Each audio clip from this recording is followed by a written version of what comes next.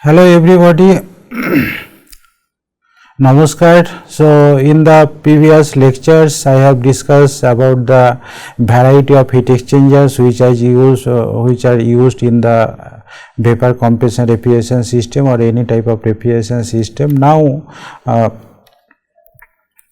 in this lecture I will discuss about the compressors, which is basically the heart of the refrigeration system.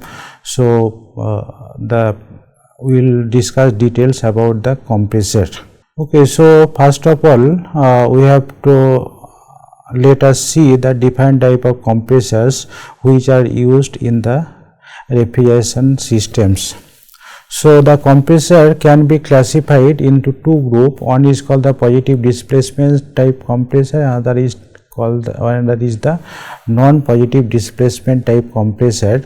So in case of positive displacement type compressors, for this case we will get the compression, or we will get the compressor that the refrigerant pressure is increasing from the evaporator pressure to the condenser pressures by the compressing the refrigerant vapor. So that means the refrigerant, the volume of the refrigerant vapor, that is changing. So if you use some devices which will decrease the volume of the refrigerant from the high volume to the low volume, so that will basically increase the pressure of the refrigerant. So that means for this case the total volume of the refrigerant, that is basically changing during that process. So by displacement of the displacement type devices, which is basically changing the volume of the refrigerant to increase the pressure from the evaporator pressure to the condenser pressure. So that's why this is called the displacement type positive displacement type compressor. And in case of non-positive displacement type compressor, for this case the volume of the refrigerant, that is not changing. Okay, so we are getting the increase of pressure of the refrigerant by using the other means. Okay, not changing the overall volume of the refrigerant during that process. Okay, so that positive displacement type compressor, so for this case basically we are changing the volume to increase the or decreasing the volume to increase the pressure of the refrigerant, and that volume decrease of volume, that can be done in by several means. So depending on that, the mechanism of that compression process, that may be the reciprocating type compressor, that may be the rotary type compressor, that may be the scroll type compressor, or that may be the screw type compressor. And in case of non-positive displacement, that may be the centrifugal compressor, or that may be the axial compressor. So I will discuss all type of compressor in a details. Okay, so but in this lecture I will discuss the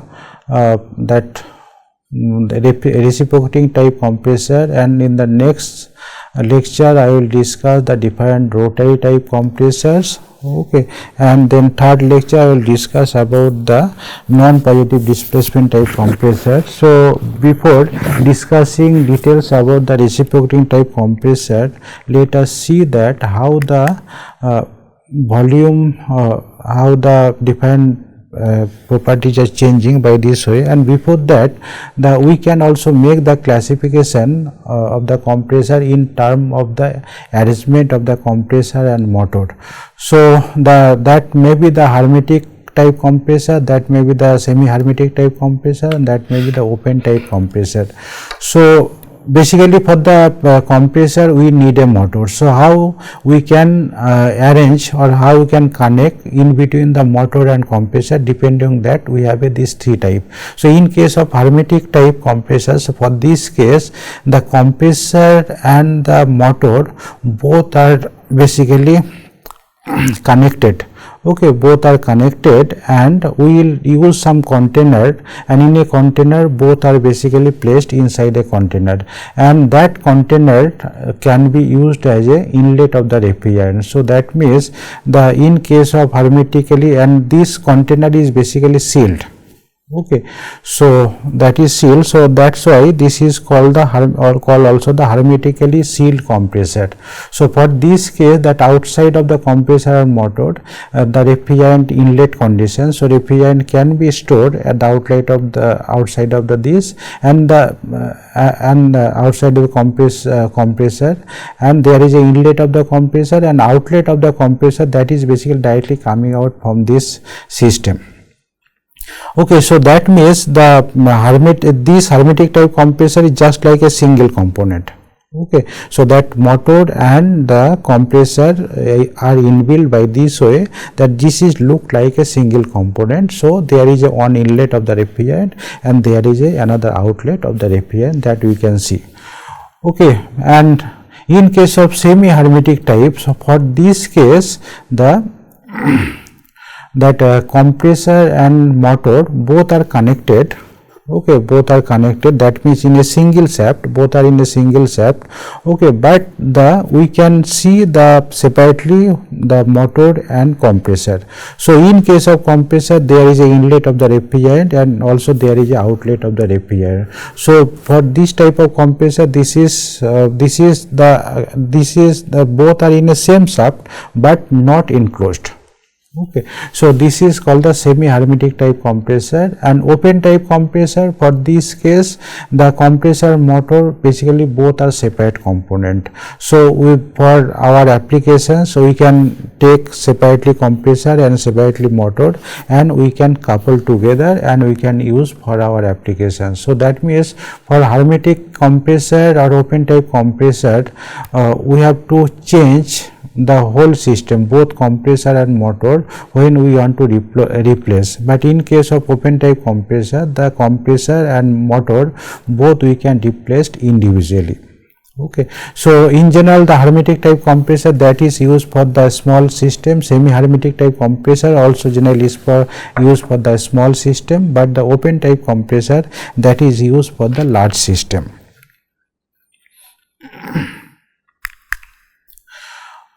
Okay, so before in this lecture I will discuss about the reciprocating compressor, but before that let us see that during the compression process how the pressure and volume are changes. So there may be the different type of process depending on the which we are assuming or not. Okay, so during these compression processes, the either internal irreversibility is we can consider or not consider. So one is related to the internal irreversibility or internal friction during that compression process, and another is the heat transfer. Okay, so and how the properties are changing, based on that process may be the isothermal process or maybe the isentropic process. So in case of isothermal process, the temperature will remain same. So the same temperature, constant temperature is only possible if you give the sufficient cooling during this compression process. Okay, so by this way, by giving the sufficient cooling during the compression process, the process can be like a isothermal process. And isentropic means that the entropy during the process that will be remain same. So again you know that the isentropic process that is related to the either that process related to both the internal and external irreversibility.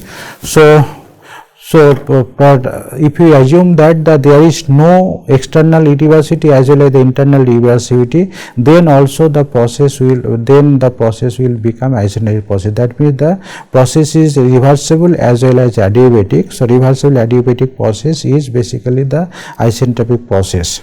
So now some of the most of the calculation of the cycle, vapor compression cycle, we have assumed that the process is adiabatic but not reversible. That means that there is that is the polytropic process with a friction.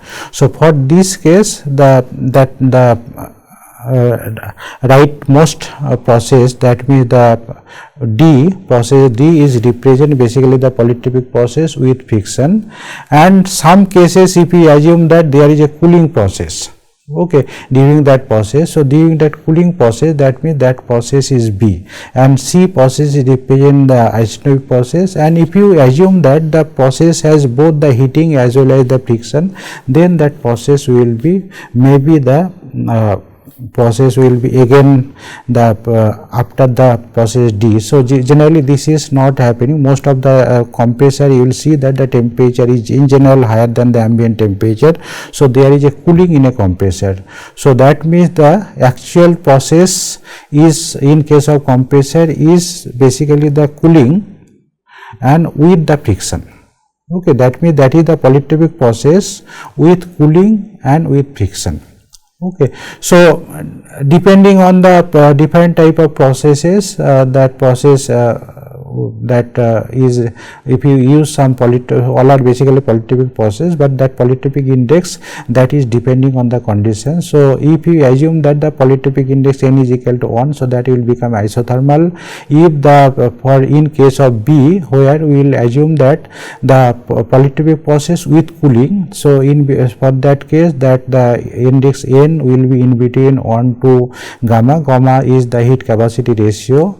Then if the process is isentropic process, then that is n is equal to gamma, and if the process is the process polytropic process with friction, then n value will be more than gamma. Then isothermal efficiency can be defined in case of compressor, because in case of compressor the isothermal process will give the minimum work. Okay, so that's why if you compare the in between the isothermal work and the actual work, so we can define the efficiency, isothermal efficiency, that is the isothermal work by the actual work. And practically the isothermal process is very difficult. So that process may be the actual process, maybe the process like B, or maybe the in between B and D, so or process may be D. Okay, so that may vary in between B and D. So that means if we compare this with the respect to the isentropic process, so in general the calculation which we have already discussed, that our process is basically D. Okay, actual process is D and ideal process is the isentropic process, that is C. So if you compare in between the actual process and isentropic process, that means the process D and process C, so we can define one efficiency which is called the isentropic efficiency. So actually that is also sometimes called the adiabatic efficiency. Why adiabatic? Because if you assume the non-adiabatic process, then we will see that actual process, for the actual process, the process may be just like a B. Okay, but for the process B, in case of process B, that work is basically less as compared to the work of the isentropic process. So that means if you want to compare the compare some efficiency with respect to the isentropic work, okay, that means for the work C, and for the non-isentropic or actual work, if the actual process is B, then you will see that this efficiency value will be more than 1. Okay, so that's why when we will define the isentropic efficiency of the compressor, then we will by default we will assume that the process is adiabatic. Okay, so that this ratio isentropic work by the actual work, that is always less than 1. Okay, so that means your actual process will be always the right side of the process C. Okay, so that your actual process will be higher as compared to the isentropic process. The work for the actual process is higher as compared to the work for the isentropic process. So that's why this isentropic efficiency also sometimes called as a adiabatic efficiency. Okay, so in case of reciprocating compressor, so this is just like a internal combustion engine. So for this case we will use the shaft, and there is a cylinder and there is a piston. So that piston will move from the left hand side to right hand side. So that means the inside the space or the volume inside the in between the piston or inside the cylinder, okay, so which is enclosed by the piston, so that control volume that will change. Okay, so during the compression process that volume will basically decrease. Okay, so due to the decrease of this volume, the pressure of the refrigerant that will increase.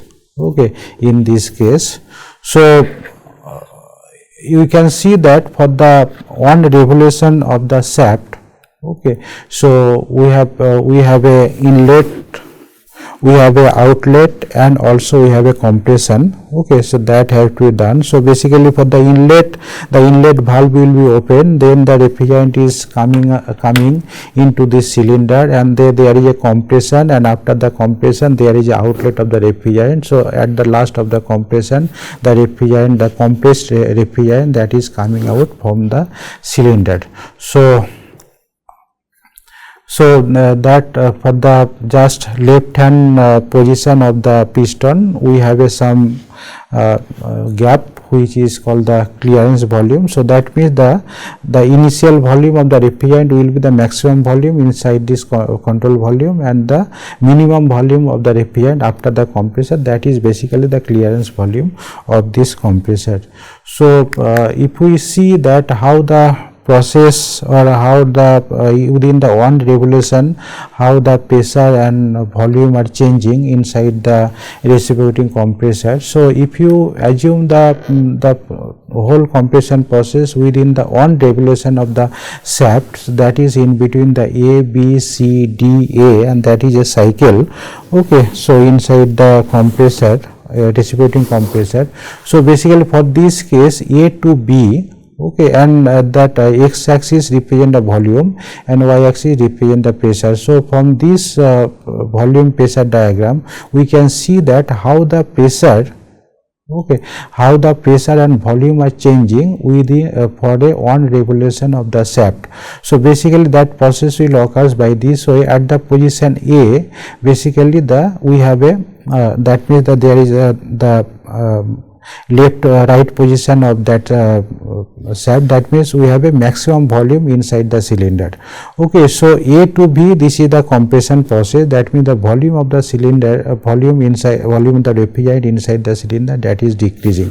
So during the process A to B, you will see that the volume is changing, volume is decreasing, and pressure is increasing. Okay, so that also we can see in the right hand figure, that the process A to B, this is for this case the pressure is increasing. Then the B to C in this process we can see that the pressure is nearly constant. So in general the B to C process is basically the exhaust of the refrigerant from the compressor. Okay, so that is the A to B, this is the compression, and B to C, this is basically the outlet of the refrigerant from the compressor. Then the C position, that is the represent the minimum volume, or at the C position that volume is called the clearance volume. Then after that, when the piston is moving in opposite direction, so that means the other half of the revolution, so revolution of the shaft. So CD, this during this process, the pressure, the volume is increasing, and this is basically the volume is increasing, and there is the inlet of the refrigerant. Then that D to A, this is also the inlet of the refrigerant inside the cylinder. Okay, so the in between C to D, this is basically the changes in between, the interchange in between the exhaust of the refrigerant and inlet of the refrigerant. So then D to A, this is basically the inlet of the refrigerant. So during this process also, this is the pressure is remain constant. So basically A to B, this is your compression process, and C to D, this is your expansion process, and we can say that the D to A, this is the inlet of the refrigerant, and B to C, this is the outlet of the refrigerant. Okay, so the solid volume that also can be written by this way, that the total volume VA is this represent the total volume of the cylinder at the position on. So that is the maximum volume, and minus the clearance volume. So that solid volume is basically, we can say that the volume change due to the replacement of that is the moving of the piston, so that the in between the maximum volume and minimum volume, so that is the volume displacement by the volume change due to the movement of the piston. Okay, so if we assume that the L is the stroke length of the piston, so D is the internal diameter of the cylinder, so pi d squared L by 4, this is basically represent the solid volume. So the compressor work is basically negative work, and for any polytropic process this work can be represented by using this equation. So N is represent the polytropic index for this equation. So then in case of compressor, responding compressor, the compressor volumetric efficiency, that is very important. So according to the definition of the volumetric efficiency, this is basically the actual volume of the refrigerant that is compressed by the solid volume of the compressor.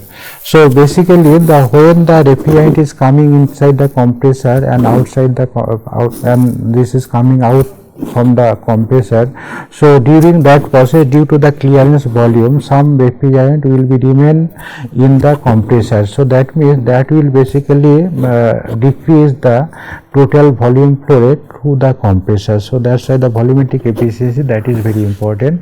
So that is defined as the actual volume of the refrigerant compressed by the solid volume of the refrigerant compressed. So the actual volume that is compressed, that is basically Va minus Vd, and solid volume of the compressor, that is Va minus Vc. Okay, Va minus Vd and divided by the Va minus Vc. So as you can see that the Vs, this is basically the solid volume, and that the Vs that is equal to, also we can write that the total volume. Okay, so total volume, that means the Vp is basically the total volume change due to the that means that this is the solid volume. So Vp plus the clearance volume minus volume at Vd. Okay, so that is basically called the stroke volume or the actual volume. Actual volume matlab Va minus Vd. So Va minus Vd, that can be equal to Vs, and that is equal to Vp plus Vl minus Vd. So if you replace that Va minus Vd by this equation Vp plus Vcl minus Vd, and that Va minus Vc is basically the Vp. Okay, so that means this ratio Vs minus Vp, that is the volumetric efficiency, that is equal to 1 plus Vcl by Vp, that is called the clearance ratio. Okay, so C, and that the Vd by Vp also can be written as Vd by Vcl and Vcl by Vp. So that means that is basically equal to C into Vd by Vcl. Okay, so that the volumetric efficiency can also be written by this way, that 1 plus C minus C into Vd by Vcl. Okay, so then we can see that the Vd by Vcl, this is basically we can correlate by this way, that this is the pressure ratio in between B and A. So Pb by Pa, so that 1 by m, this is your polytropic index. So that volume ratio can also be written in terms of the pressure ratio, so that the volumetric efficiency eta V, that also can be written as 1 plus C minus C into Pb by Pa into 1 minus m. So m is the polytropic index, C is the clearance ratio, and Pb by Pa is basically the maximum pressure, and Pa is the minimum pressure, or you can say that the pressure ratio of the compressor. Okay, so that means the volumetric efficiency of the reciprocating compressor can be represented in terms of the clearance ratio, pressure ratio, and the polytropic index. Okay, so there is some variation how the volumetric efficiency is changing with respect to m. Okay, so for the different values of polytropic index, we can see that for the different pressure ratio, we can see that how the volumetric efficiency is changing. Okay, so we can see that the lower polytropic index will get the lower volumetric efficiency, and also the higher pressure ratio will get again the, so that means the volumetric efficiency will increase with the increase in polytropic index, and also that will decrease with the increase in pressure ratio. Okay, so volumetric efficiency, that is always less than 100%. Okay, so that is due to the following reason, that there is a clearance volume, there may be the pressure drop at the inlet and outlet. Okay, there will be the superheating effect. Okay, so if you use the if the superheating at the inlet of the compressor, if that will increase, that means that will decrease the specific volume of the compressor and lower specific volume, lower specific volume of the refrigerant, and lower specific volume, that will give the lower value of volumetric efficiency. Similarly, in case of leakage, okay, so the we are not getting the maximum volume flow rate, so some is leaked out from this system, so that will the reason which will give the volumetric efficiency lower than 100%. Okay, so these are the some standard dimension for the reciprocating compressor for the different type of applications. Okay, so L is the stroke, D is the diameter, or this is also sometimes called bore. So stroke bore ratio, that can be vary with the different type of compressor. Okay, so in case of compressor, these are the different method, reciprocating compressor, these are the different methods how we can control the volume flow rate to the compressor or mass flow rate to the compressor, or that may the capacity of the compressor, that may be the on-off control, that may be we can use the variable speed of the compressor. So that is also nowadays called the inverter compressor. We can bypass the hot gas. We can also use the multiple unit, okay, and control the mass flow rate of the through the compressor, or we can hold the valves open. Okay, so there are various methods how we can control the mass flow rate to the reciprocating compressor. Thank you.